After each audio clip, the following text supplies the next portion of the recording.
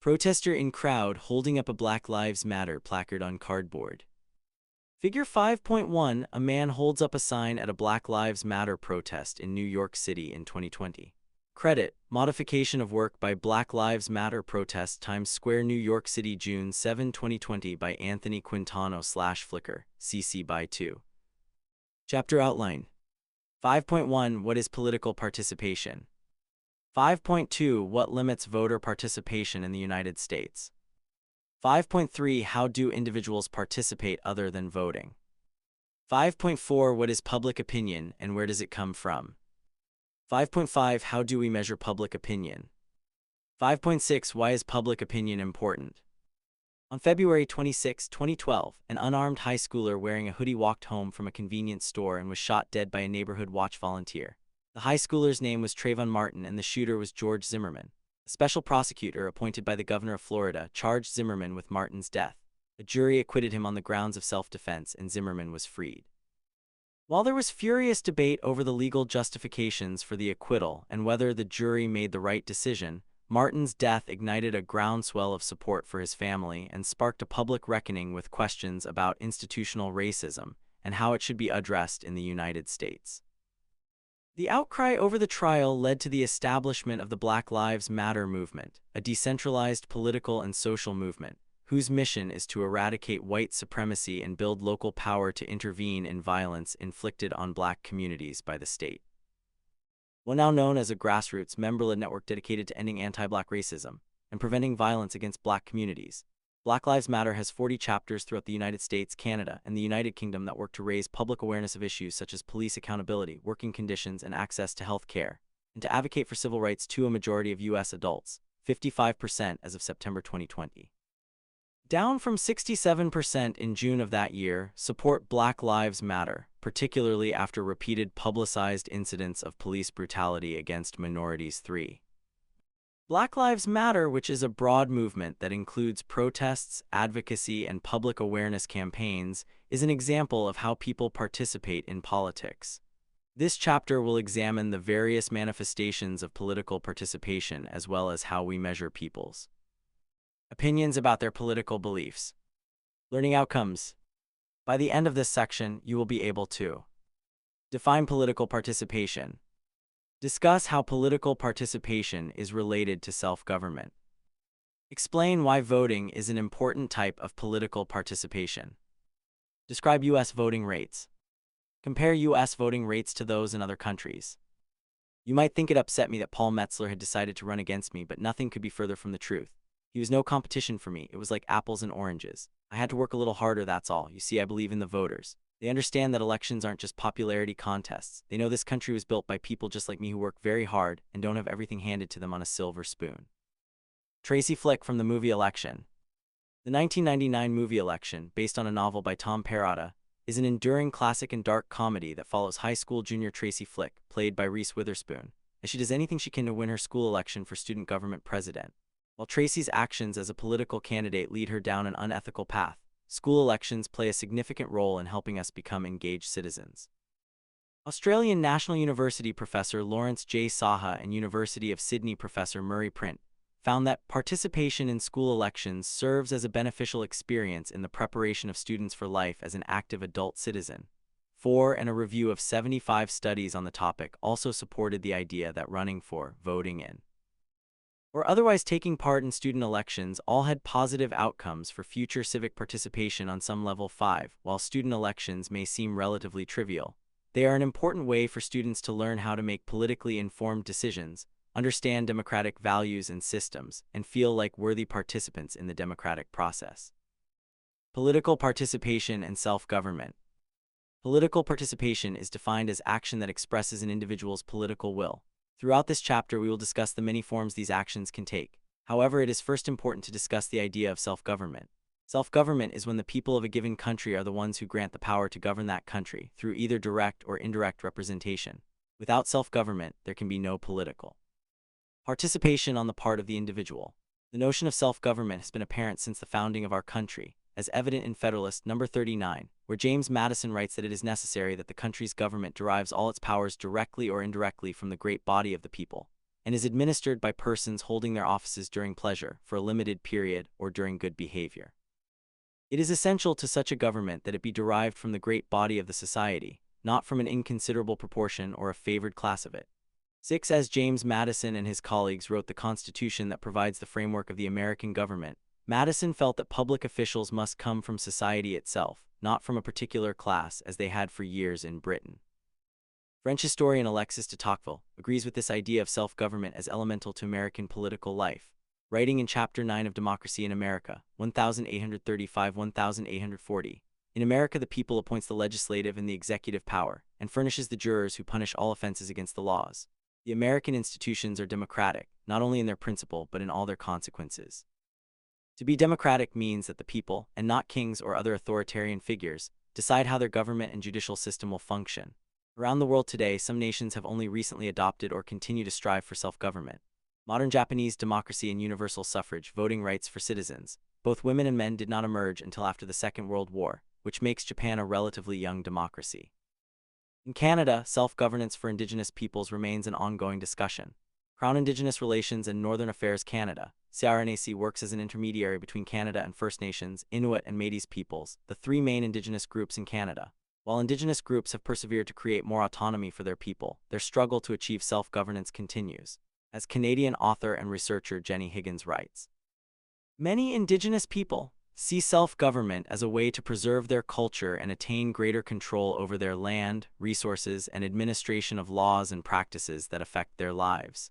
Indigenous groups argue they have an inherent right to self-government because they were the first people to govern Canada and did not willingly surrender their autonomy to European settlers. This argument is supported by the Canadian Constitution and was acknowledged by the federal government in 1995.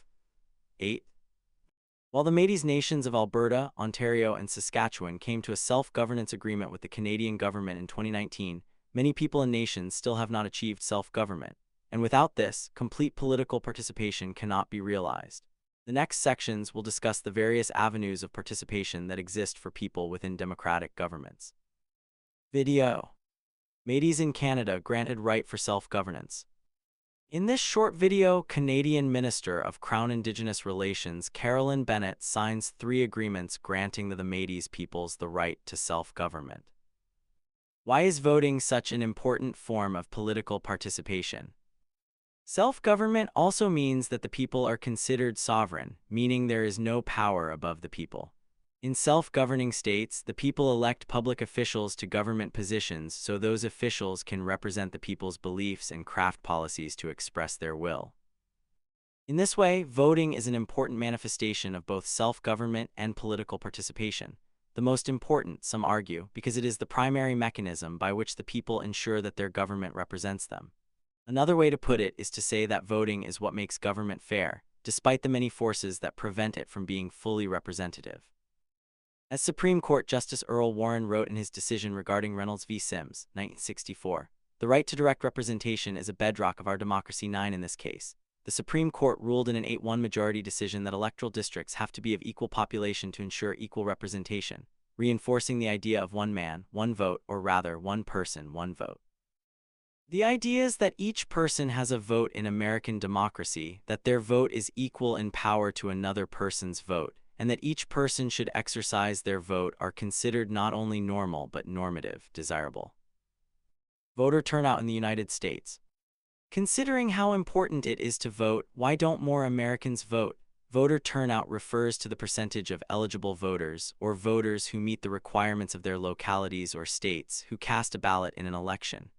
Many consider voter turnout to be low in the United States compared to other industrialized nations, see chart below, though the 66% of eligible voters who cast a ballot in the recent 2020 election represented the highest recorded voter turnout in a U.S. election since the 1980s. 10. Show me the data. Suffrage in the United States. 2 lines represent the rates of eligible U.S. voters who turned out for presidential elections and for midterm elections from 1789 to 2018. At the turn of the 19th century, turnout was higher in midterms than in presidential elections, but it has been lower since. Around 1825, turnout in both presidential and midterm elections rose sharply. Rates dropped around 1900. Since the 1920s, rates have never risen above 50% for midterms and 65% for presidential elections. Figure 5.2. This graph of turnout rates among the voting-eligible population, VEP, in the United States shows that a major shift occurred in the first half of the 19th century with regard to the emphasis voters placed on presidential elections. Source: United States Election Project. Attribution: Copyright Rice University, OpenStax under CC by 4 license. Looking at the graph of turnout in the United States, one can see that it has not been consistent over time. This is due to factors such as the expansion of suffrage or the right to vote. At the time of the country's founding, only white landowners over the age of 21 could cast a ballot unless otherwise specified by individual states. By 1856, landowning requirements had been eliminated, expanding voting rights to all white male citizens. In 1870, the 15th Amendment recognized the right of all men to vote regardless of race, but it was not until 1965 that the Voting Rights Act addressed persistent race-based barriers to voting, such as literacy tests and poll taxes. The crusade for full voting rights for women in the United States solidified at a convention in Seneca Falls, New York, in 1848. It was not until 1890 that states began granting women the right to vote in national elections in piecemeal fashion. Finally, in 1920, the passage of the 19th Amendment secured full suffrage for women. 4 years later, the Indian Citizenship Act granted Native Americans full citizenship, making them theoretically eligible to vote, although they remained disenfranchised in practice in many states. Asian Americans were not granted citizenship and voting rights until the passage of the McCarran-Walter Act in 1952. Finally, in 1971, the 26th Amendment lowered the voting age from 21 to 18. In the Constitution, the second article of the 14th Amendment specifies voting rights for male citizens older than 21. During the United States' involvement in the Vietnam War, young men were eligible for the draft beginning at age 18. The 26th Amendment was introduced to allow U.S. citizens aged 18 and older the right to vote based on the principle that it was grossly unfair for the country to ask men to fight in a war when they could not vote on the representatives who were sending them into battle. 12. Despite the historical expansion of the number of eligible voters in the United States, forces that hinder full voter participation persist.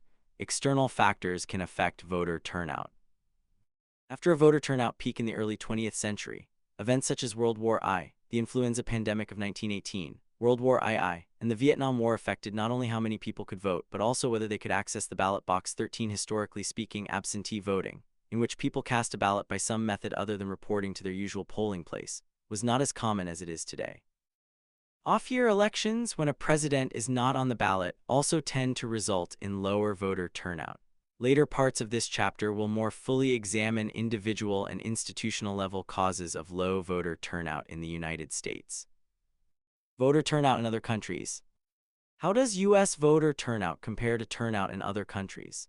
In 2016, out of 35 Organization for Economic Cooperation and Development (OECD) countries, the United States ranked 30th out of 35 in terms of turnout. 14. Why do other countries tend to have higher levels of participation? European University Institute and Trinity College professor Mark N. Franklin, in his analysis of European and American voters, found that political salience, or the ability of voters to connect their actions, voting with a political outcome, affected voter turnout, and that both the United States and those European countries with lower voter turnout, such as Switzerland, exhibited low political salience. 15. In other words, people do not vote if they don't feel like their vote will have any effect. Conversely, when voters feel that their vote does have power, they are more likely to vote.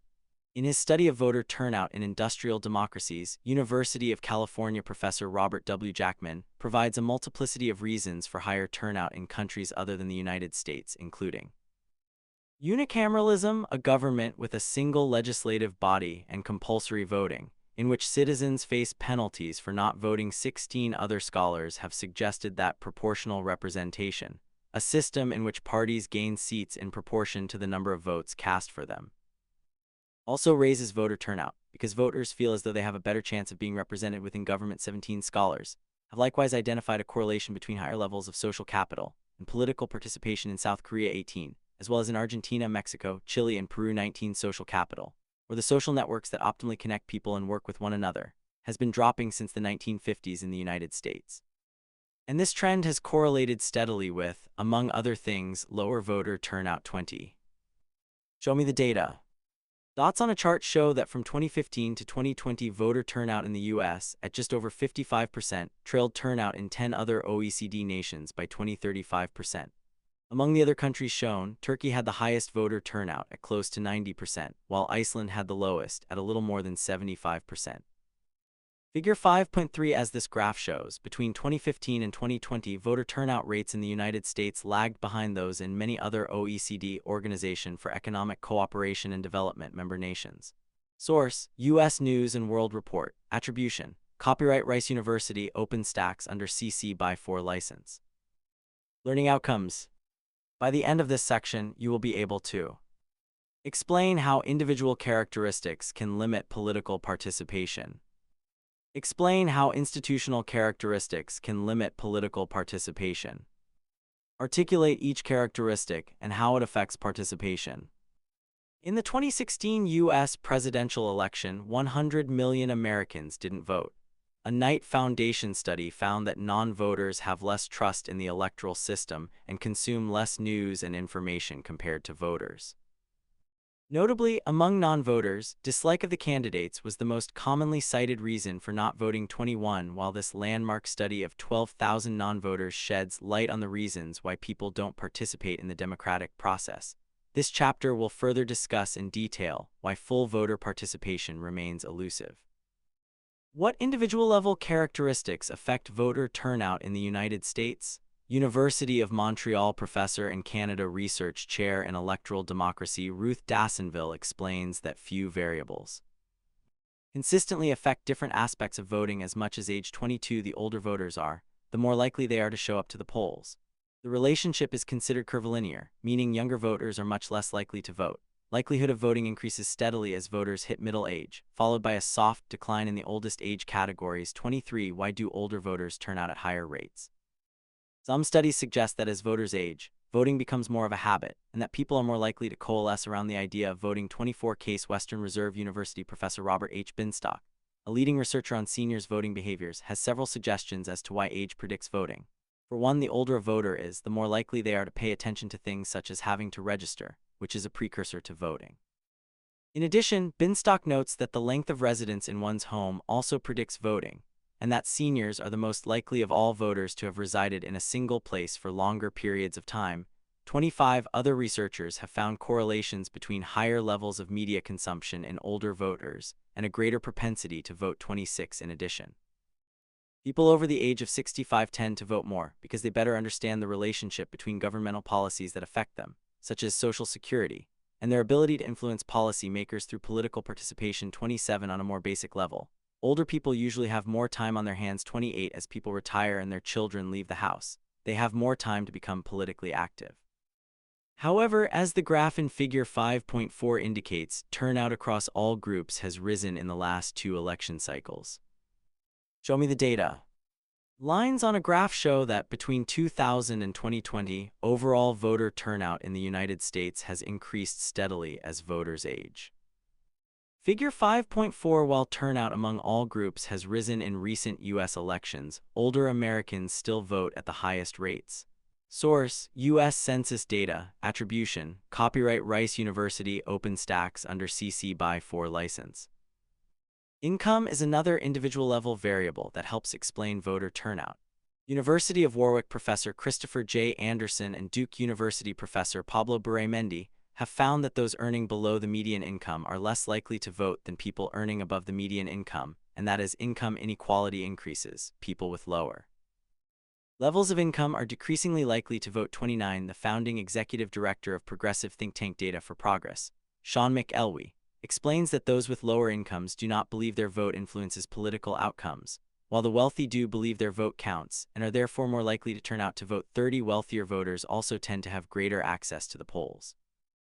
They don't face the same barriers to voting that many voters at lower income levels face, such as having to rely on public transportation or experiencing difficulty registering to vote. 31. A recent study of the 2020 U.S. election found that some of the reasons for lower participation among low-income voters were the inability to take time off of work, missing voter registration deadlines, and not being able to find their polling places. 32. The same study also found large disparities between those making over $75,000 and those making less than $40,000 in terms of their likelihood of voting at all. Internationally and on a more macro level, economic development will have an impact on participation rates, because economic hardship can result in voter apathy and lead people to withdraw from politics and focus on meeting their basic needs. In addition, economic development affects education levels, which in turn affects voter participation. 33. Show me the data. A tabular representation of the U.S. eligible voter population shows percentage growth by race between the years 2000 and 2018. Among non-white voters, Hispanic voters are both the largest voting bloc and recorded the highest growth during the time period. Figure 5.5. Most of the growth in the electorate since 2000 has come from Hispanic, Black, and Asian eligible voters. Source: Pew Research Center analysis of 2018 American Community Survey and 2000 Decennial Census. The changing racial and ethnic composition of the U.S. electorate. Attribution: Copyright Rice University, OpenStax under CC by 4 license. Race is another factor that influences voter turnout. In the United States, white people have historically voted at substantially higher rates than voters of Asian or Latino descent, with the gap ranging from 15 to 20 percentage points. 34. Asian American turnout has never reached the 50% mark, but the 2020 election saw a 63% increase in Asian American and Pacific Islander voter participation in Georgia compared to 2016. And Joe Biden's win in the state is partially credited to this seismic shift. 35. Black turnout has historically been higher than that of other minority groups, and any history of low turnout among Black people can be attributed to voter suppression policies and local laws that were not officially reversed until the passage of the Voting Rights Act in 1965. Since then, and notably since the 1980s, Black turnout has been steady. In 2012, Black turnout percentage reached an all-time high, surpassing white turnout in the presidential election that returned Barack Obama, the first Black president, to office for a second term. 36. Research on Latinx turnout has shown that the group is not a monolith and that several different factors contribute to any understanding of Latinx voter participation. For example, the longer a Latinx voter has lived in the country, the more likely they are to vote, and differences among Cuban American, Mexican American, and Puerto Rican voters diminish after controlling for socioeconomic factors. 37. However, as illustrated in Figure 5.5, minority voters will only continue to grow in proportion to the population, and it is reasonable to think that their rates of voter participation will rise as well. What about gender? In 1980, the numbers of eligible male and female voters who reported voting were roughly the same, around 62%. Since then, increasingly more eligible female voters have voted than men. By 2016, the gap had widened by 4 percentage points, with the total number of female voters exceeding the number of male voters in every election since 1,964.38. Women turn out in higher numbers for a variety of reasons.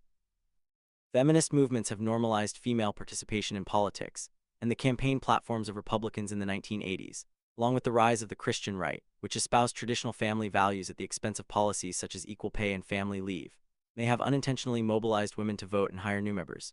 39. Not only do women turn out at higher rates, but they also tend to exhibit voting preferences that differ from men's. While men and women showed similar voting preferences in 1964, since 1976, the gap between their preferences has consistently widened. 40. The polls leading up to the 2020 U.S. election illustrated a gender canyon, with a projected 15% gender gap between men, the majority of whom supported the Republican candidate, and women who supported the Democratic candidate. 41. Although this gap narrowed in the actual election to just 7 percentage points, a notable change from the 13-point gap observed in 2016.42. Globally, gender as a factor in turnout depends on the country. The lowest rates of female participation in elections are found mainly in countries in the Middle East, North Africa, and Asia. Female participation is lowest in Pakistan, while women participate at higher rates compared to men in 21 of 58 countries included in an international IDEA study. 43, notably including Belarus, New Zealand, Russia, and Trinidad and Tobago. 44. Aside from demographic factors, other individual-level attitudes also affect who participates in politics. A 2006 Pew Research Center study found that individuals who agreed with the statements, "I am interested in local politics. It is my duty as a citizen to always vote. This election matters more. And I feel guilty when I don't vote," were all much more likely to be registered and regular voters than individuals who disagreed with those statements. 45 subsequent studies found that interest and duty drive political participation. 46, as mentioned earlier in this chapter, political efficacy also affects turnout, and historically, declining levels of trust interest and efficacy have been shown to lower political participation. 47 multiple scholars also support the theory that voter fatigue, the idea that voters face too many elections and too many electoral decisions, depresses participation. 48 and University of California professor Aaron Leifart suggests that less frequent elections would boost participation. 49. In addition to demographic and individual-level characteristics, institutional forces can affect political participation. Voter registration requirements are one of the biggest institutional limits on political participation. Unlike countries such as Japan, Australia, Belgium, Germany, and Sweden, which all have automatic voter registration 50, whereby the government automatically registers citizens to vote, the United States relies on individuals and states to set up registration requirements and procedures. States that have adopted automatic voter registration, AVR, in which the state automatically registers voters, usually through the Department of Motor Vehicles, have shown increases in the number of registered voters.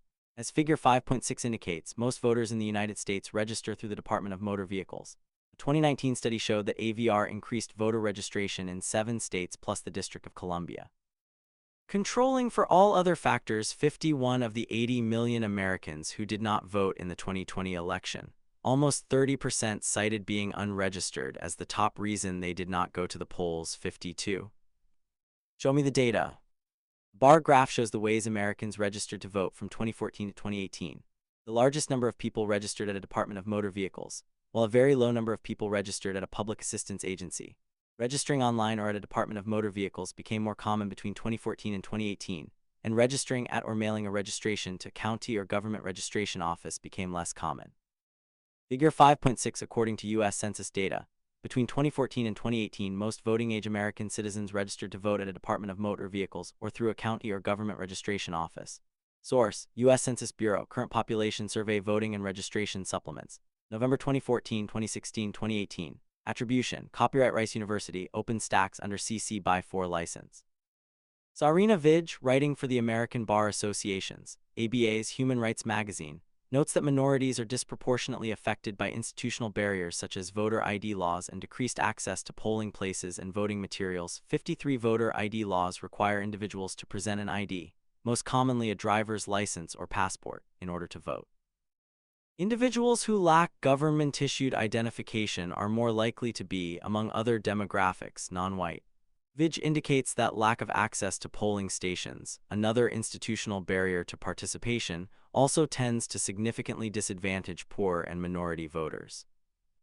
Access to actual voting locations goes hand in hand with availability of voting materials. Younger, less educated, and non-white voters often cannot find necessary information about what is on the ballot or where they should vote, and they often meet with language barriers as well.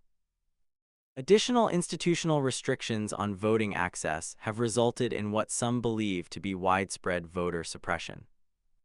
A 2020 Harvard University study noted that restrictions on voter registration drives, new restrictions on early voting and voting by felons, voter roll purges, closure of polling places, restrictions on student voting, elimination of same-day voter registration, and unchecked gerrymandering, the manipulation of the boundaries of voting districts in order to favor one party over another, all contribute to lowered political participation. 54 Historically, codified laws in the United States such as Jim Crow laws prohibited black voters from the ballot box. These laws used literacy tests, poll taxes, and stringent residency requirements to make voting more difficult.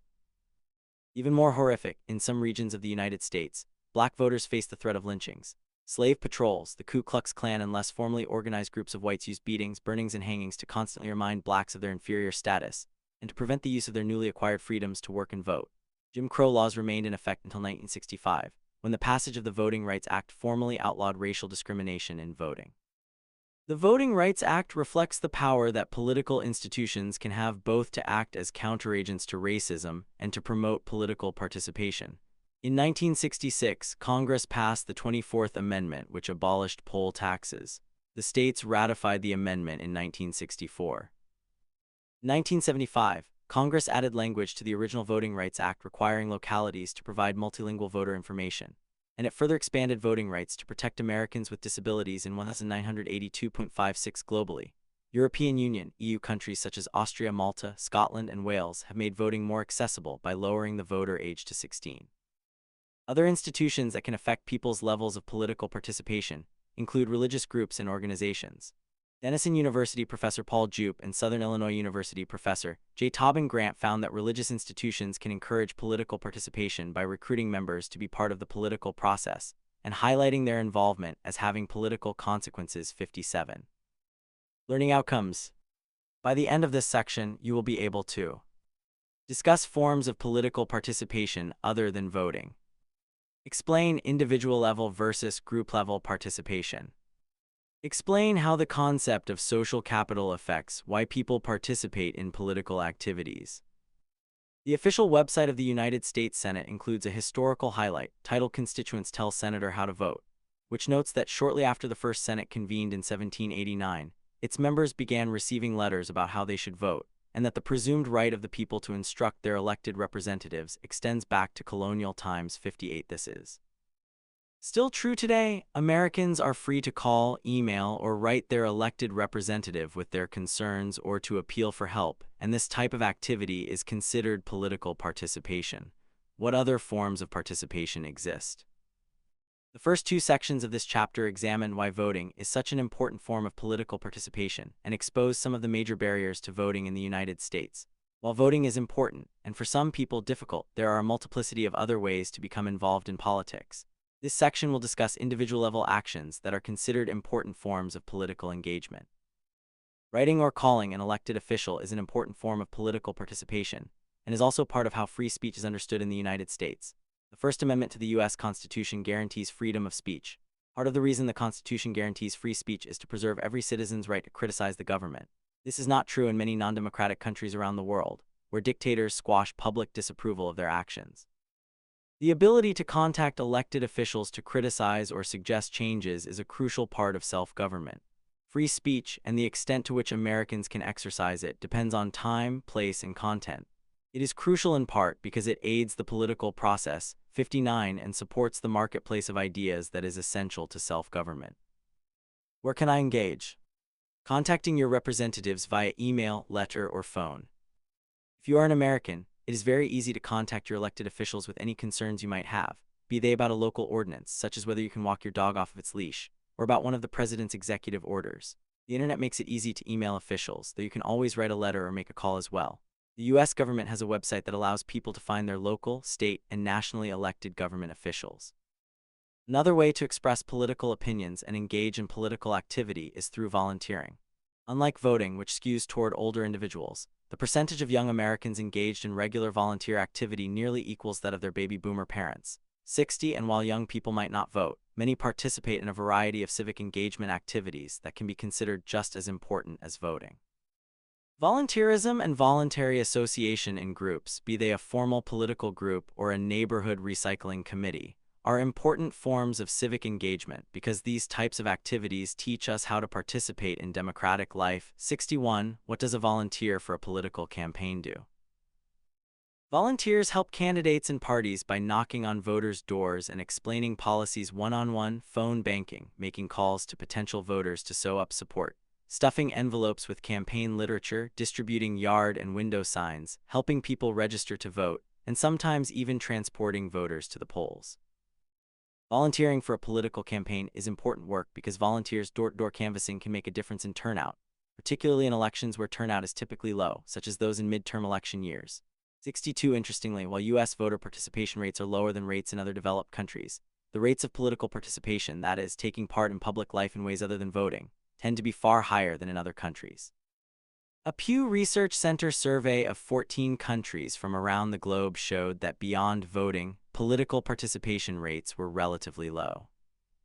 The study notes that attending a political campaign event or speech is the second most common type of participation among those surveyed. While fewer people report participating in volunteer organizations, a median of 27%, posting comments on political issues online 17%, participating in an organized protest 14%, or donating money to a social or political organization 12%. 64. Show me the data. A bar graph shows that, beyond voting, the only political activity that a majority of respondents in 14 countries indicated they have done is vote. More than half of respondents said they would never post comments on political issues online, participate in an organized protest, or donate money to a social or political organization. Figure 5.7 Beyond voting, political participation around the world is relatively low. Source: Pew Research Center Spring 2018 Global Attitudes Survey. Q63AF. Attribution: Copyright Rice University OpenStax under CC by 4 license. Compare the data in Figure 5.7 for countries around the world to the data in Figure 5.8 for the United States, where people report higher levels of political engagement across similar activities. Show me the data. A bar graph shows that among U.S. adults surveyed, more than 40% indicated that they had publicly expressed support for a political campaign in the last 5 years, while just over 15% said they had worked or volunteered for a political campaign. Figure 5.8 More Americans engage with politics digitally than by volunteering or attending rallies. Source: Pew Research Center Survey of U.S. Adults conducted Jan. 29 Feb. 13, 2018. Attribution: Copyright Rice University OpenStax under CC by 4 license. Donating money is also a form of political participation. Chapter 8. Interest groups, political parties, and elections will discuss the role of money in elections in greater detail. Political donations, which the Supreme Court has protected as a type of political speech, allow people to feel like they are participating in politics without leaving their homes or picking up a phone, thanks in part to the ease of online donating. Not everyone who donates is a millionaire. While the cap on individual donations to a single candidate is $2,900, voters can also give up to $5,000 to a political action committee (PAC), $10,000 to state and local political parties, and $365,000 to the National Committee. 65 individuals need not be wealthy to contribute to the candidate or party of their choice. The Wall Street Journal profiled a 34-year-old office manager and Bernie Sanders supporter who donated to the Sanders election campaign by giving in $3 increments up to 20 times a day. 66 Not everyone who contributes gives the maximum of $2,900, but their collective donations add up to a significant amount of money. Close to a quarter of all money raised in the 2020 election cycle came from people who gave less than $200 and 67 cents. This movement toward small donors signifies a positive change in political participation. Instead of a small number of very wealthy individuals contributing money, this type of grassroots fundraising creates a chance for broader civic participation. 68. Donating money to political campaigns and candidates looks different in other countries. The United States limits how much any individual or group can donate, and countries such as Belgium, Canada, Chile, France, Greece, Iceland, Ireland, Israel, Japan, South Korea, Poland, and Slovenia limit both how much individuals can donate and how much campaigns can spend donations. For example, the donation limit in Canada, which increases by $25 at the beginning of each year, was $650, roughly $1,320 total per person as of 2021.69 in. France, the donation limit was €4,600, roughly $5,300 per candidate, and €7,500, roughly $8,650 per political party as of 2019.7. Some other countries place no limits on donations or on spending, including Australia, the Czech Republic, Denmark, Estonia, Germany, Luxembourg, the Netherlands, Norway, Spain, Sweden, Switzerland, and Turkey. 71. Some forms of political participation, such as being informed, discussing issues, and using social media, don't entail the same level of energy or expense as contacting elected officials, volunteering, or donating money, but they can be just as important and influential.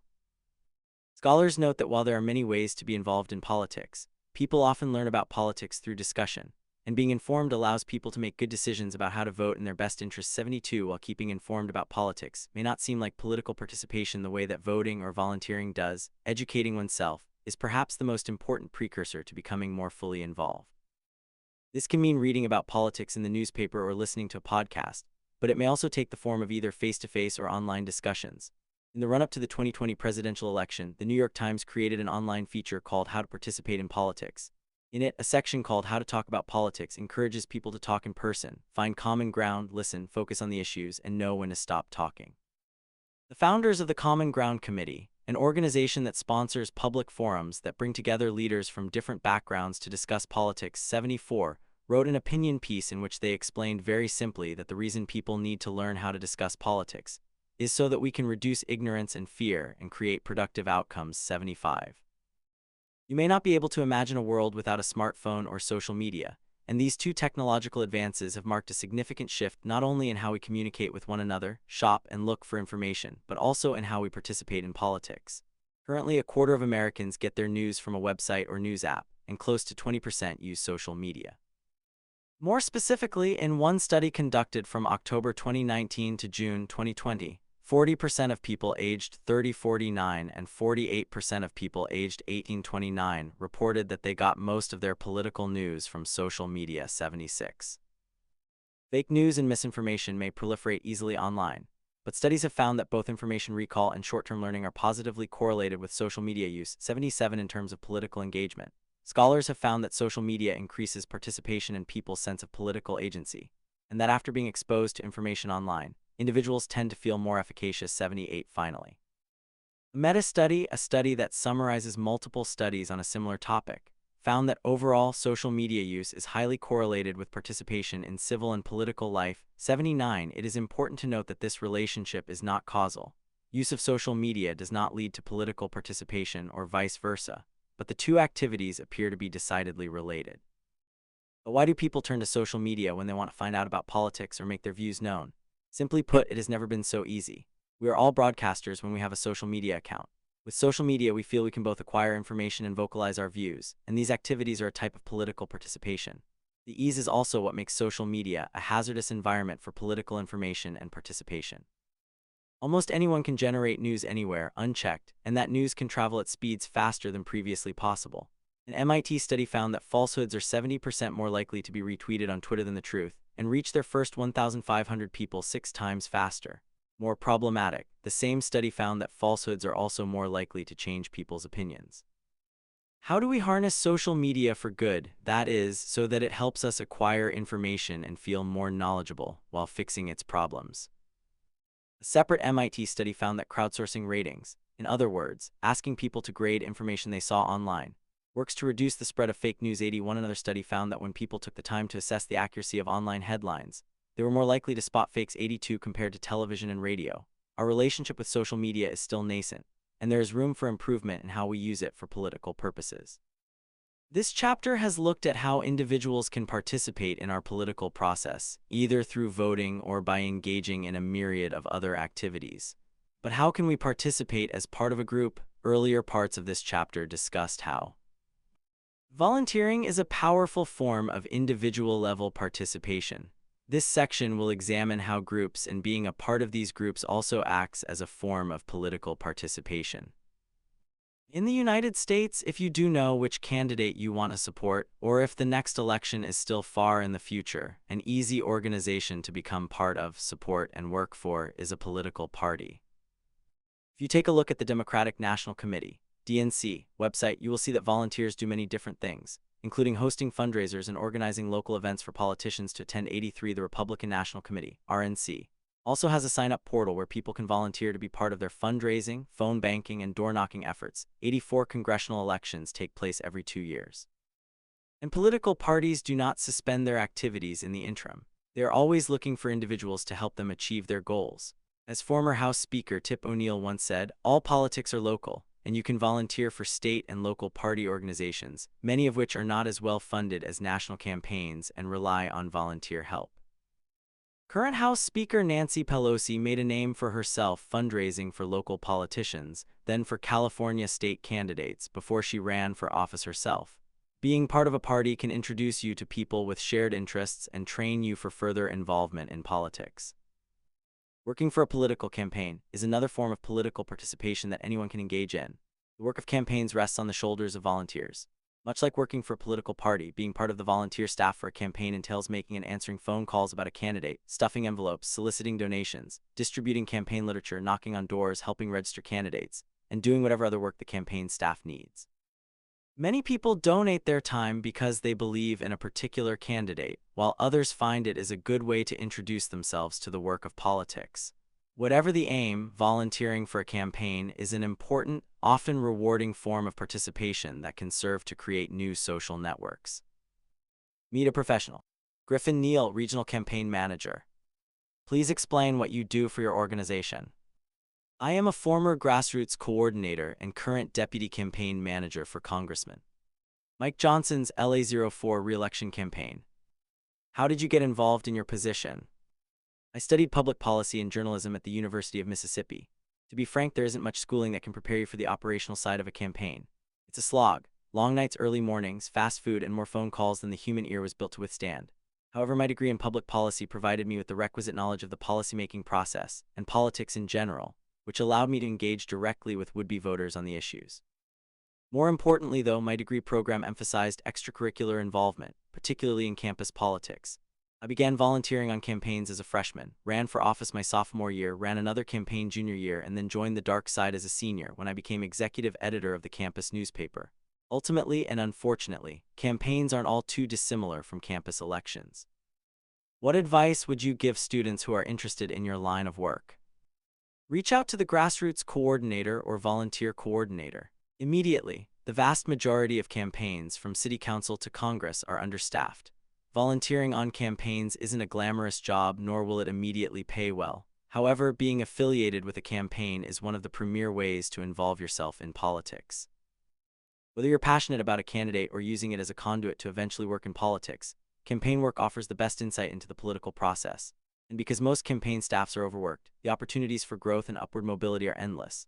I started with the Johnson campaign in August of 2020, handling volunteer engagement and distributing yard signs. 3 months later, I was doing election night TV hits 85 with local media. As for actually getting involved with the campaign, if you're hoping to volunteer with an official seeking re-election, reach out to their office. They can connect you with the requisite campaign staffers. If you're hoping to work with a new candidate, most campaigns have either an email or phone number connected to their social channels, as well as on any would-be website. 99% of the time, the first call is all you'll need to get involved, but it's important to follow through on your request. If you offer to volunteer for a campaign, make sure to outline expectations with your boss. And let them know of any potential conflicts. That way, the volunteer coordinator will know how and where they can maximize you as a volunteer. One last piece of advice: take the project no one else wants to take. It will pay dividends in the long run. Another way to become involved with a political group is through protests and social movements. Earlier sections of this chapter showed that in comparison to other demographic groups, Asian Americans have low levels of political participation. However, in 2021, after a year of increased violence against members of the Asian community, and a shooting incident that left 6 Asian women dead at an Atlanta business, Asian American-led protests surged across the country, leading the president, the vice president, and members of Congress to investigate the number of rising hate crimes against Asian Americans and formulate a policy response. 86. Large white signs that read "Stop Asian Hate" and "Solidarity Against Hate Crimes" are displayed above a draped American flag. Figure 5.9. In 2021, Asian Americans led protests against the rise in anti-Asian hate crimes in the wake of COVID-19. Credit 03/2021 Solidarity Against Hate Crimes 200 by Paul Becker/Flickr, CC by 2. In this way, protests are a good example of how people working collectively can participate in politics to successfully call attention to a cause. This is not only an American phenomenon.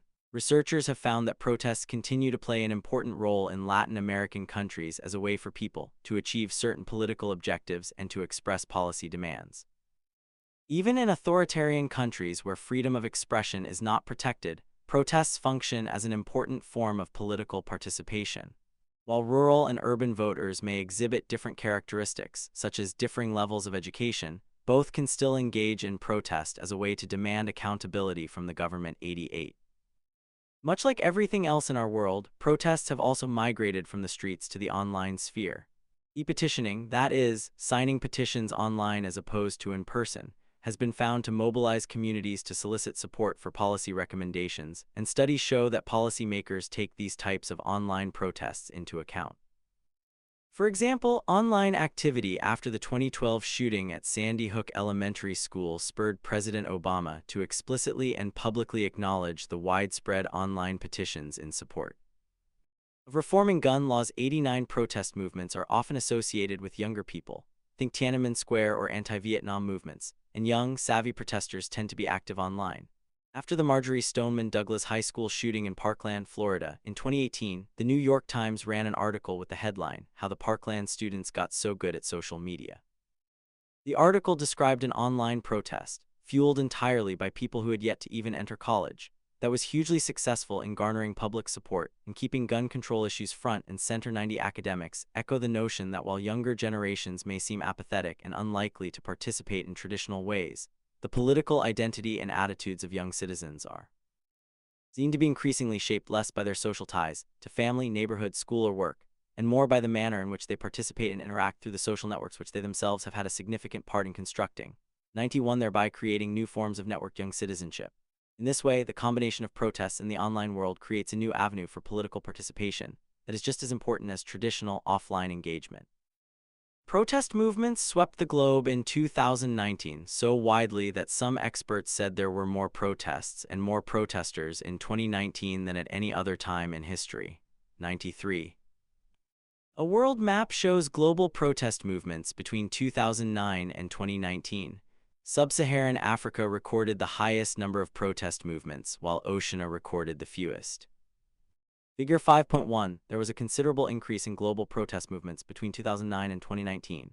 Source: Samuel J. Brannan, Christian S. Haig, and Catherine Schmidt, The Age of Mass Protests, Understanding an Escalating Global Trend, Washington, D.C. Center for Strategic and International Studies, March 2020. Attribution: Copyright Rice University, OpenStax under CC by 4 license.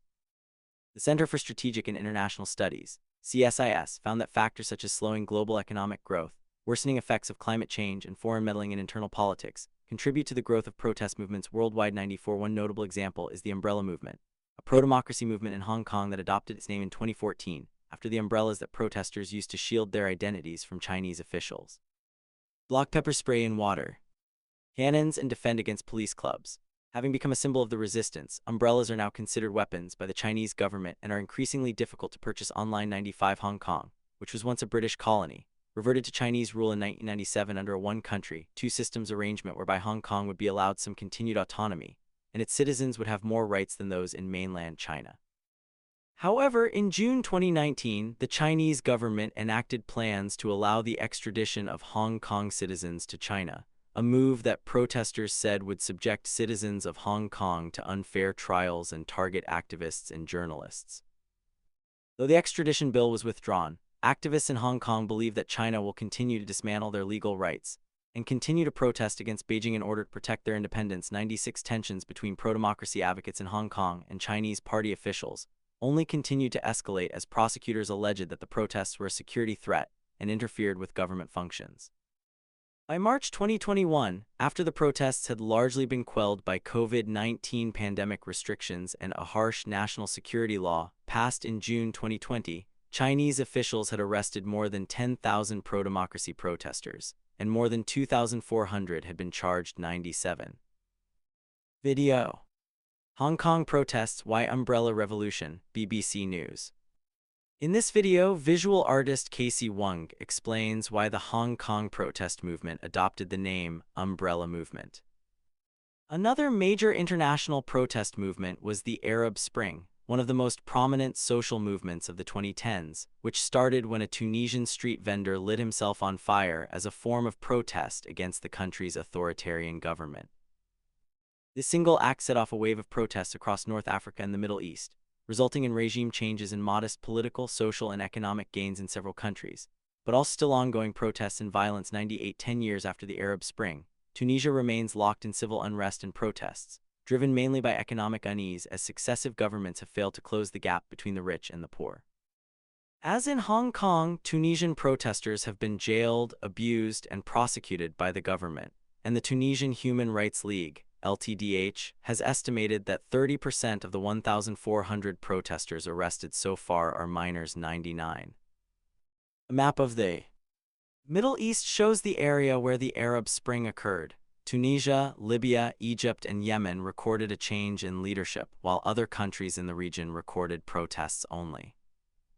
Figure 5.11. While governments in North Africa and the Middle East pushed back against the movement, the Arab Spring was influential, and it resulted in leadership change in Tunisia, Libya, Egypt, and Yemen.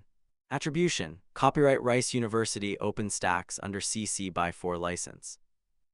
Pro-democracy protests such as the ones in Hong Kong, North Africa, and the Middle East show that Americans' ability to advocate and protest on behalf of their beliefs should not be taken for granted. Much of this chapter has examined how people can participate more fully in democracy, whether through voting, writing an elected official, volunteering, reading about politics, or posting their views online. But how can we create an environment where more people participate in the political process? One answer lies in the production of what is called social capital. Social capital is the idea that individuals form connections that benefit their own interests, and that these social networks in turn produce communities that create norms of reciprocity. In other words, being well-connected can help you personally, but it also creates a group of networked people who feel obligated to help one another in positive ways. As Harvard University professor Robert Putnam writes in his seminal work Bowling Alone 2000, your extended family represents a form of social capital, as do your Sunday school class, the regulars who play poker on your commuter train, your college roommates, the civic organizations to which you belong, the internet chat group in which you participate, and the network of professional acquaintances recorded in your address book. 100 All of these groups are examples of how relationships can facilitate social interaction and participation. Studies of social capital around the globe have shown that if we can increase social capital, we can bolster political participation.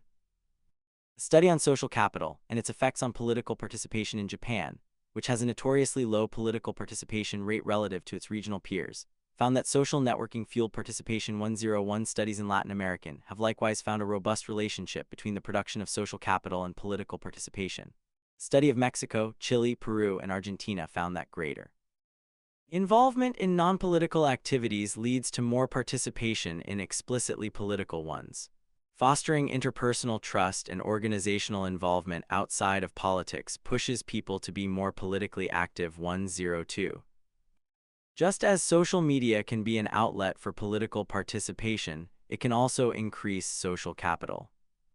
In an early study on Facebook and political participation, researchers found a small but noticeably positive relationship between use of the social media site and the production of social capital. 103. As social media has become increasingly prominent in our lives, subsequent studies have revealed that it continues to play a role in social capital and participation, possibly in more influential ways. University of Salamanca and Penn State University professor Jaime Gil Zuniga, Tennessee Tech University professor Naquan Young, and University of Wisconsin professor Sebastián Valenzuela found that seeking information via social networking sites was a positive and significant predictor of social capital and civic and political participatory behaviors, both online and offline. They posit that social networks show how learning about what happens around us and in our community, reflecting on it, and discussing it with others constructively affects the political realm, as well as it facilitates a cohesive community by enabling citizens to engage in civic action. 104 One study of Nigerian university students found that social media enhanced students' levels of political engagement, particularly around national elections. 105. The researchers note that their study bolsters assertions made by researchers in the United States social media on social capital production and participation, no geographic limits. Finally, older individuals benefit from use of social media as well. Crowdsourcing and innovation expert Lee B. Erickson at Penn State found that Facebook appeared to facilitate different types of social capital for users over the age of 65.106. The creation of social capital is an important concept in political science, and that social capital can be created in a variety of ways, even through social media. In an article in the journal Political Psychology, Ronald LaDue-Lake and University of California professor Robert Huckfelt explain, social capital produces an important political consequence by encouraging wider participation in democratic processes. The creation of social capital is a difficult task in a world that makes multiple demands on our time, from commuting to what feels like ever-expanding work hours. However, given the repeated evidence of the effects of social capital on enhancing political participation, it raises the question, is social capital as important as things like voter registration reforms in terms of encouraging the broader public to vote? Learning outcomes. By the end of this section, you will be able to define public opinion, describe the different types of public opinion, detail the external influences that affect the development of an individual's opinion. Political participation is an important measure of the health of a democracy, as popular involvement serves as a source of its legitimacy. However, the public cannot be expected to carry out the responsibility of making the government run. People have jobs, families, and other pressing concerns, and while it is always important to be involved somehow, whether by voting, writing officials, or reading about politics. We elect public officials to represent our interests and to serve as experts in ways we cannot. But how do elected officials know what we want? Voting is certainly a good proxy for understanding how people feel, but it does not provide a great deal of detail for public officials to understand public sentiment on certain issues. This is where the concept of public opinion is very important. Being able to gauge what people want is an integral part of the rationale behind democratic government. Public opinion is the aggregation of individual views that represent the feelings that people hold on an issue at a given point in time. Not all people have opinions on all topics, and therefore another way to define public opinion is to say that it represents the views of ordinary citizens that they are willing to express openly. People's opinions can change for many reasons, so it is also important to recognize that a public opinion poll is a measure of how people feel at the particular moment when the poll was conducted. By measuring public opinion, elected officials throughout government gain insight into what people think should be done about certain issues. There are some issues where the majority of the public shares the same opinion, otherwise known as the majority opinion. For example, in a 2020 Harvard University poll, 80% of Americans surveyed agreed with the statement, "Without our freedoms, America is nothing." 93% stated that they believe clean air and water are basic rights. 92% supported the right to a quality education. 92% supported racial equality, and 89% agreed that affordable health care is a right. 108. Because each of these figures represents more than 50% of those surveyed, these views may be considered representative of the majority opinion. However, this definitely does not mean that the majority of people have opinions on all issues or even share a common point of view. For example, a farmer may have a strong opinion on federal agricultural subsidy programs, while a dentist may not. As Stanford University professor John Krosnick writes, American citizens vary a great deal in terms of the personal importance they attach to their attitudes on public policy issues. 109. While people may not know everything about every issue, they are likely to hold strong opinions about the ones that are most important to them. The theory of issue public states that the American electorate is made up of multiple small groups that care about single issues, rather than a public that cares equally about all issues. The opinion not of the broader public but of business, political, and other cultural elites, that is, elite opinion, represents the views of one of these small groups. Where do people's opinions come from? In one of the seminal works on the topic, aptly named Public Opinion 1922, journalist and political commentator Walter Lippmann writes, "We can see how indirectly we know the environment in which we live." 110. In other words, we acquire most of our information second-hand, not through personal experience, and myriad external forces influence our opinions. We can broadly categorize these forces. Demographic groups are one of the most influential of these external forces. Think about your age, your race, or ethnicity, and your gender. These demographic characteristics can influence how people feel about certain issues or candidates. For example, Black Americans are twice as likely as Asian or white Americans to agree with the statement that not enough attention has been paid to the January 6, 2021, riots at the United States Capitol. Black Americans are also more likely to attach a high level of importance to prosecuting the Capitol rioters, by a margin of approximately 20 percentage points over other racial groups. 111. It is not unreasonable to attribute Black Americans' opinions to the unfair treatment they have experienced at the hands of a historically prejudiced justice system. And through this example, we can see how self-identification affects people's opinions. On the issue of Brexit, or Britain leaving the EU, the thrust of the debate centered on immigration, and opinion polls on the topic illustrated a stark divide based on demographics. College-educated individuals in the UK were much less likely to hold anti-immigrant views, with 20% of college-educated Britons saying they would not accept a Muslim as a family member, compared to 43% of less educated Britons. 112. Social groups also affect our opinions on politics and public officials. Think about who you spend time with: your friends, your family, a sports team, your classmates, and your coworkers. These social groups have a strong impact on how we think about issues. In other words, and to paraphrase Vincent Price, it is not so much where we stand on the issues, but with whom we stand. 113. Perhaps your parents were lifelong Democrats, and this is why you tend to vote Democratic. If you work in the world of finance, you will likely be surrounded by conservative thinkers, and this may lead you to espouse lower taxes. These people, your social groups, influence how you think about an issue, and the opinions you form will reflect your association with these groups. This process by which people assimilate to group values is also called socialization. Connecting courses. Sociology is the study of groups, human connections, social influences, and cultural forces that shape our relationships and personal worldviews. Sociology and political science naturally overlap. Both disciplines are considered social sciences. That is, they both examine human societies and groups.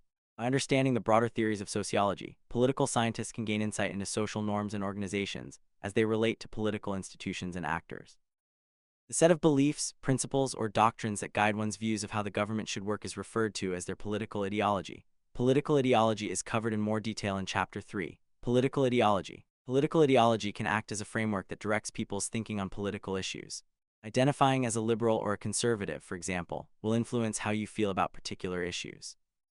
As Johns Hopkins University and Harvard professor V.O. Key writes, for many persons the policy position of their party as they perceive it may strongly affect their own policy preferences.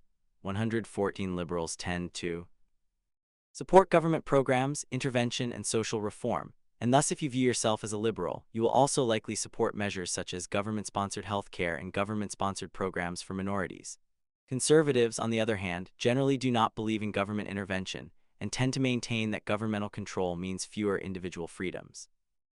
Therefore, individuals who identify as conservative are likely to consider increased taxes for things such as social welfare programs unnecessary and an infringement on people's ability to make and keep the money they have earned. The title of the first chapter of Walter Lippmann's Public Opinion, The World Outside and the Pictures in Our Heads, refers to the idea that our opinions depend a great deal on the worldview we assemble for ourselves. Political ideology is one of these pictures to which Lippmann refers. We rely on ideology as a cue to how we should react to various ideas. In Britain, ideology also affected how people felt about Brexit. A majority of the Conservative Party, 60% of Tories, supported leaving the EU, while 70% of Liberal Democrats and 53% of Labour Party members supported remaining as part of the EU. 115. In this way, we see that ideology is a factor across nations in terms of our opinions. Sometimes we look to specific people in our lives to form opinions on politics. Social researchers Bernard Berelson, Paul Lazarsfeld, and William McPhee quote James Bryce as saying, "There is the active class of person who occupy themselves primarily with public affairs who aspire to create and lead opinion. Otherwise known as opinion leaders, these people can shape ordinary voters' opinions, either purposefully or inadvertently. Who are opinion leaders?" As Berelson, Lazarsfeld, and McPhee note, opinion leaders may be bankers or mayors, or they may be nearby influencers. 117 John Stuart Mill describes the idea in a slightly different way. The mass do not now take their opinions from dignitaries in church or state, from ostensible leaders, or from books. Their thinking is done for them by men much like themselves, addressing or speaking in their name on the spur of the moment.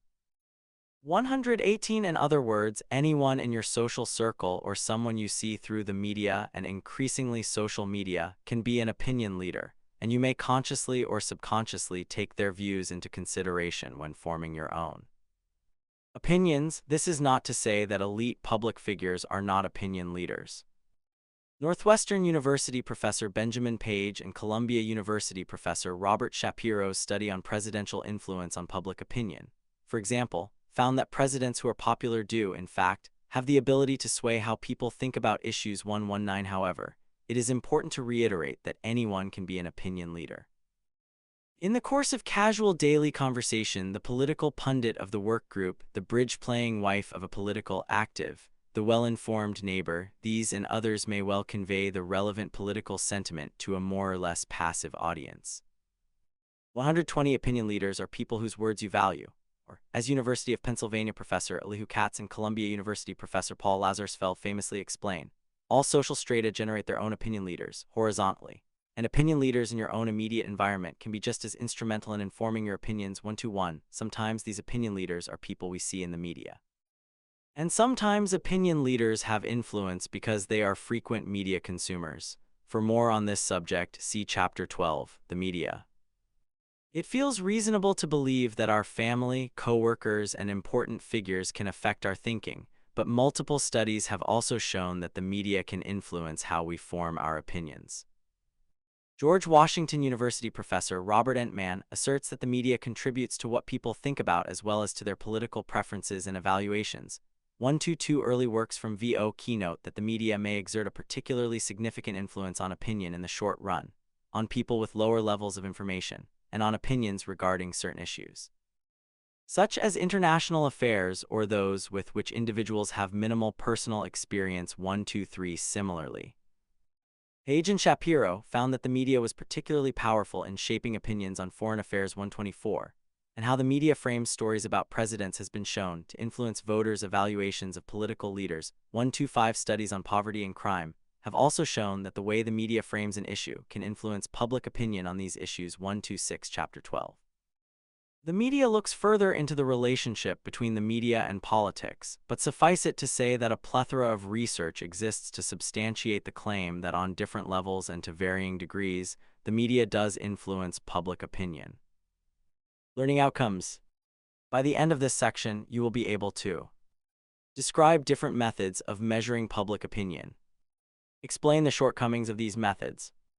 Earlier in this chapter, we discussed how writing to public officials is an important facet of political participation. Before we had a good way to measure public opinion, constituent letters were one of the few ways officials could gauge how the public felt. The advent of public opinion polls provided a scientific way of identifying and measuring opinions. Social scientist Jean Converse, in her History of the Field, writes that surveys can be traced back 2,000 years, but were forged in the 20th century as a way to understand mass populations and societies, and to gain insight into elites. 127 Over time, polls and surveys have become more precise through careful sampling and improved techniques. A sample is a group selected by a researcher to represent the characteristics of the entire population, and because we can never poll the entire population, getting the right sample is important to the accuracy of any poll. But how can we accurately gauge the opinions of the whole country on a sample of 1,400 or 2,000 people? The way the sample is drawn affects its accuracy. In the most common method, probability sampling, researchers randomly choose samples from the larger population. This method requires that everyone has an equal chance of being part of the sample and that they are randomly selected, which allows researchers to make generalizations about the larger population. If a researcher chooses people at random from a population, it is likely that their views will match the opinions of the larger population as a whole. These types of samples are often generated through random digit dialing, in which respondents are chosen at random by a computerized phone number generator. Researchers then use these randomly generated phone numbers to reach people at home and ask them about their opinions. While random digit dialing has been the go-to for decades, the decrease in landlines, increased adoption of cell phones, and increased time that people are at work have all contributed to the decreased reliance on home-based phone numbers. The Los Angeles Times article found that internet-based surveys and automated interviewing systems, as opposed to live pollsters, were particularly accurate and may reflect a shift in how researchers measure public opinion moving forward. 128. The difficulty of reaching people for polls is not just an American phenomenon. Researchers in Japan have found steep decreases in responses to nationally conducted surveys, with the steepest declines in metropolitan areas and among younger demographics. Scholars point to increased commute times, longer work hours, and higher mobility among younger Japanese as contributing to this problem. 129 Sampling in countries facing violence or instability can be a serious and dangerous problem for pollsters. James Bell, director of international survey research for the Pew Research Center, notes that when Pew conducted polls during civil unrest in Ukraine and Venezuela, polls needed to be conducted face-to-face rather than by phone. In addition, sometimes the data acquired in polls must be processed locally if pollsters cannot immediately evacuate the area. 130. What can I do? The importance of empirical and quantitative skills. A line graph shows consistent levels of support for political parties in New Zealand between January 1, 2009 and January 1, 2012. The National Party received the most support, with around 50%, the Labour Party received the second most support, with around 30%, and the Green Party received the least support, with around 10%. Figure 5.12. This graph shows support for political parties in New Zealand between 2009 and 2012, according to various political polls. Credit: File NZ Opinion Polls 2009-2011 Parties, PNG Mark Payne, Denmark/Wikimedia Commons, CC by 3. Everyone loves a good public opinion poll. As you'll see in other chapters, data from polls are utilized throughout society, from the media to candidates running for office, and even to decide what gets included in legislation. However, being able to properly understand what the data are telling us is a skill that is developed and can be utilized in a wide range of areas. If you can look at a set of numerical data or observable facts and reach an informed conclusion about what is happening, for example, about whether a group of voters prefers a certain candidate or if a group of residents wants a park built in their town, This is really no different from determining if a group of consumers prefers brand X bread or brand Y bread. In the modern digital era, we have a wealth of information at our fingertips. Being able to properly understand and interpret that information is a skill that is becoming fundamental in today's workforce. There are also non-traditional sampling methods, which may be less scientific but offer certain benefits. One non-traditional method is a convenience sample, which, as the name suggests, is a sample based on convenience rather than probability.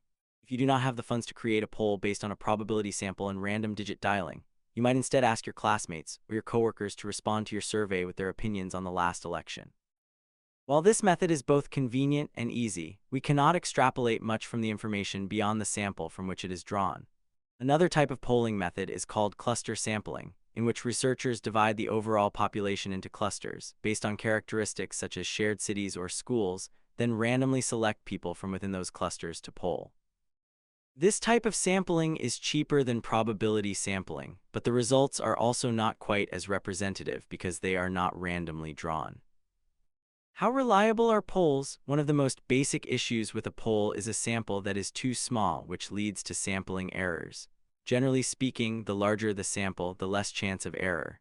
A typical sample of 1,500 people will have a sampling error of approximately 2.6%, which is generally considered an acceptable margin of error in public opinion polling.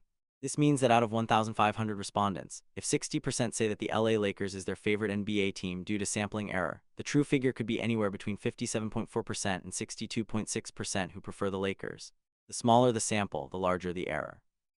The methods by which respondents are contacted can also affect a poll's accuracy. According to the Centers for Disease Control and Prevention, CDC, in 2020, 83% of Americans aged 30-34, 74.5% of those aged 35-44, and almost 60% of those aged 45-64 use cell phones exclusively 131. This trend away from landlines can contribute to selection bias, whereby the sample drawn is not representative of the population being studied. In this case, any sample drawn from people using landlines would probably skew heavily toward individuals who are much older and those who are likely to be at home more often. The design of the survey itself can limit a poll's accuracy. Question wording, interviewer bias, and response bias can all lead to measurement error or limitations in response validity due to survey design problems. Questions should be worded in a straightforward manner in order to solicit a truthful response. Studies have shown that alterations in question wording, also known as question wording effects, change how people respond to polls and surveys. For example, University of Chicago professor Kenneth Rasinki found that even the slightest changes in wording altered people's support for government spending 132, while Cornell University professor Jonathan Schultz, Indiana University professor Sarah Conrath, and University of Southern California professor Norbert Schwarz found that responses changed depending on whether they used the term global warming or the term climate change. 133 bias that stems from the identity of the individual conducting the interview, known as interviewer bias, can also change people's opinions. For example, Princeton University professor Daniel Katz found that the social class of the interviewer had an effect on survey response 134, while a study of breast cancer patients found that response rates to surveys were higher when the race of the person administering the survey was the same as that of the respondent 135. Similar effects have been found when interviewers are of different genders 136. In other words, people sometimes respond differently based on the gender of the person conducting the survey. Inaccuracies can also arise from response bias, when respondents inaccurately report their true opinions for one reason or another. One famous example of response bias is called the Bradley effect. This theory refers to a phenomenon observed in the 1982 California gubernatorial race between Tom Bradley, a black man, and George Deukmejian, a white man of Armenian descent. In polls leading up to this race, Bradley was shown to be in the lead, but he ultimately lost by a narrow margin. The theory behind the Bradley effect is that white voters are unlikely to admit to bias against minority candidates, and as such, polls may overestimate support for a minority candidate.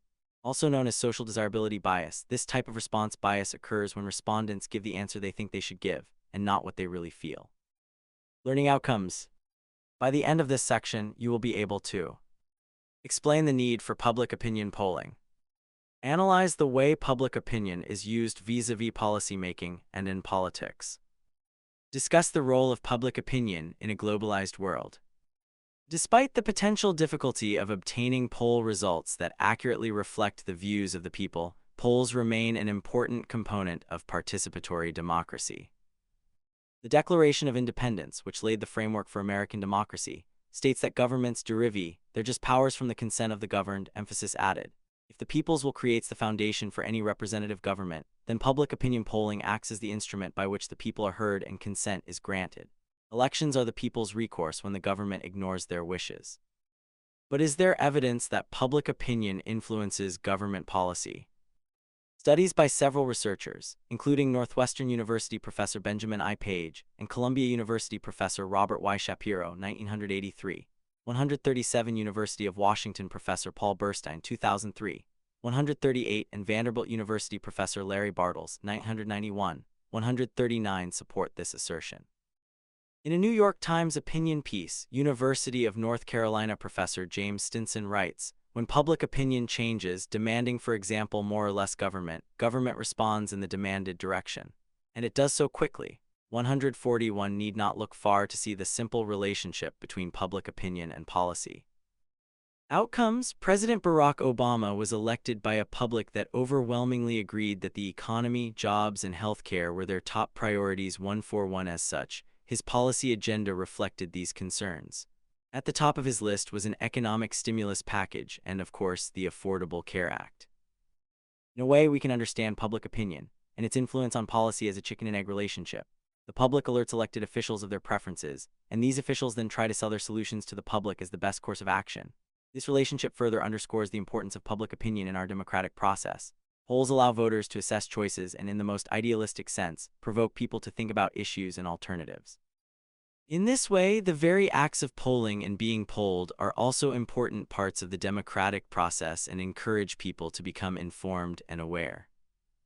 Public opinion also plays a crucial role in our globalized world. In an interview with the Council on Foreign Relations, political psychologist Stephen Cull of World Public Opinion Org explained, if policy practitioners want to promote international cooperation, they can pretty much see public opinion as a kind of ally in this process. Not in every case, of course, but this is a tendency on that side. In simpler terms, another reason it is important for Americans to understand global public opinion is that it gives us the ability to view the world and ourselves from a different perspective. Show me the data.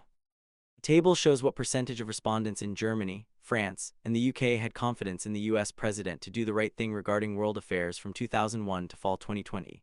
Respondents generally trusted Obama and did not trust Trump.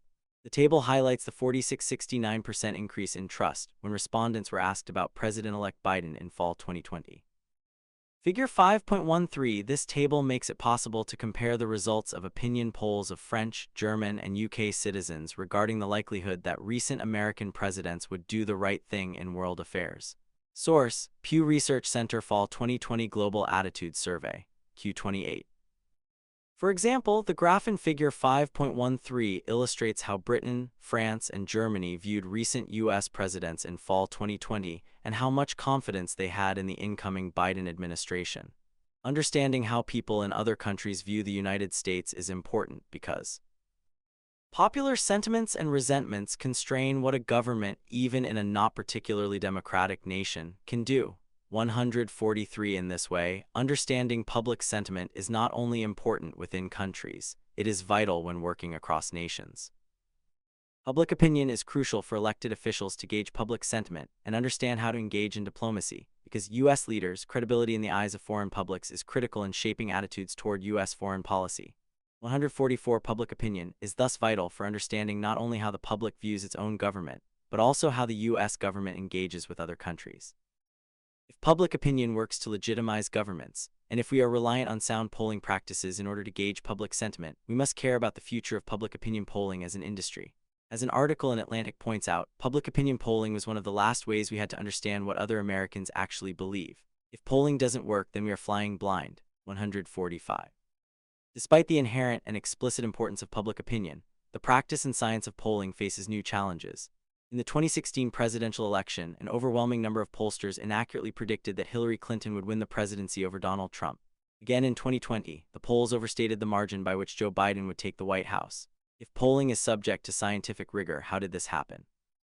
Some attributed the inaccuracy of the polls to an underweighting of voters without college degrees, who turned out in great numbers to propel Donald Trump to the presidency, and an overexuberance of Biden supporters to respond to polls, respectively. Other explanations included the fact that large swaths of undecided voters did not decide on their vote until the last minute. Particularly in 2016.146, accuracy in polling is increasingly hampered by modern-day facts, including the decreasing likelihoods that people will own a landline, be at home during the day to answer pollsters, or respond to polls in general due to lowering levels of public trust. Another suggestion is that those people who actually respond to polls are not representative of the population in general, and that their responses skew the accuracy of polls in a way that has yet to be addressed through advanced polling techniques. 147. Despite these rational explanations, the 2016 and 2020 presidential elections show that while both state and national polls face challenges in portraying public sentiment accurately, the importance of valid opinion polls is self-evident. As Vanderbilt University professor Joshua Clinton explains, while elections can tell us who wins, polls are the best tools available to tell us why, underscoring yet another facet of the importance of polls, their explanatory power. 148. While reaching the electorate has undoubtedly become more difficult, the importance of polling within a democracy remains. Sam Wang, neuroscience professor at Princeton University and co-founder of the blog Princeton Election Consortium, explains that polling is critically important because it is a way by which we can measure public sentiment more rigorously than any other method. 149. As the industry continues to reflect and evolve in response to changes in technology and the electorate, it is important for us to remember the value of polls, understand how they are conducted, and participate fully and honestly when called upon to do so. Editor-in-chief of the Gallup poll Frank Newport provides a succinct explanation for the importance of public opinion polling. Humans live with and around other people. Acquiring a knowledge of these people is an important way in which humans manage to survive, get along, and come together to accomplish common goals.